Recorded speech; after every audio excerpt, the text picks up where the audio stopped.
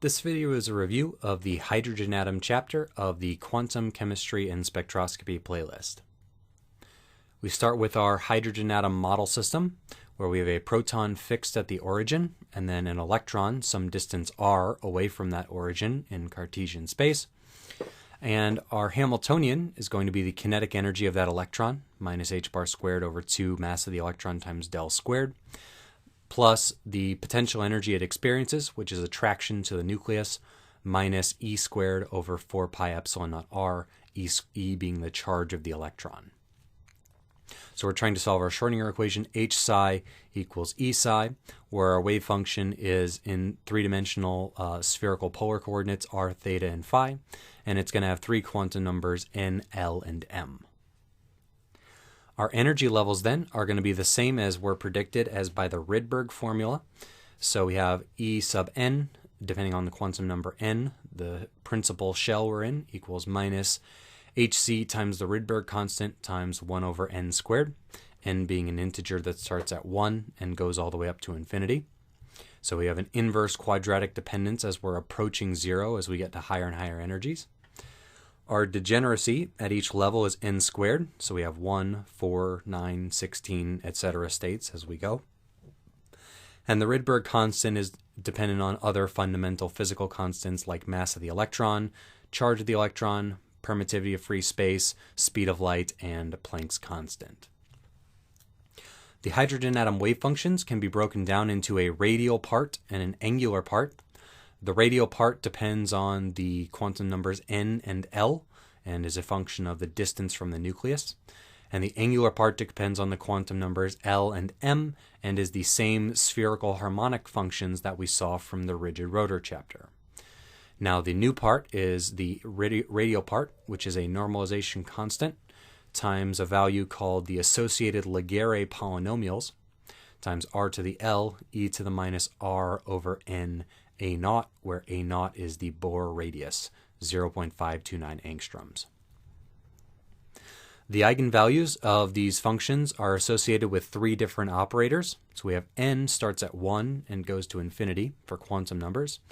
L goes from 0 to n minus 1, and m goes from minus L up to plus L. The Hamiltonian acting on psi gives us the energy times psi.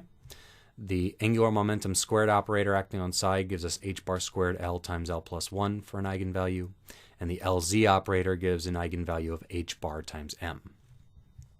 There are many different metrics for the radius of the hydrogen atom, one of which would be the average radius, the expectation value, which would be the integral over all spherical space of r squared dr sine theta d theta d phi of psi star r psi. So that gives us a value of 3/2 a naught for the 1s orbital in hydrogen.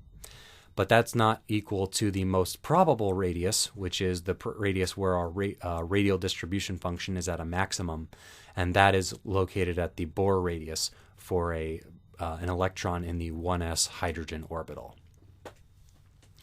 We can split the degeneracy of these orbitals here by including a magnetic field to interact with. So based off the quantum number m, there we go, the quantum number m, we can get an additional energy due to this interaction with the magnetic field, where based off their quantum number, our subshells will split into energies where the negative states interact preferentially with the magnetic field, and the positive quantum numbers will be repelled by it. Additionally, electrons have spin, so our 3 quantum numbers are supplemented by a 4th quantum number, m sub s, where the electron can either be spin up or spin down, with a z, with an orientation in the z-axis of their spin of plus or minus 1/2, and an overall spin of 1/2.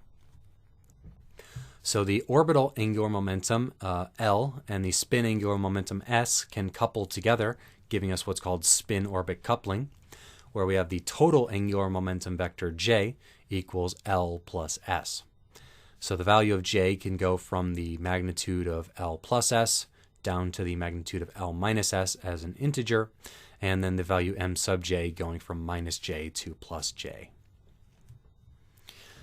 All right, so we have our, we can represent these distinct electronic states as term symbols, where we have these type of symbols here. You have the multiplicity, 2s plus 1.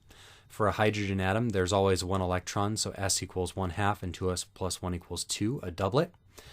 L for a single electron is going to be the same label as whatever type of orbital our electron is in, s, p, d, or f. That'll get more complicated for general atoms. So we have the L, and then including the value of J, which is determined by the values of L and S. And then lastly, we have the spectrum of the hydrogen atom as originally predicted by the Rydberg formula, and according to our selection rules, that the change in the quantum number S is going to be equal to 0.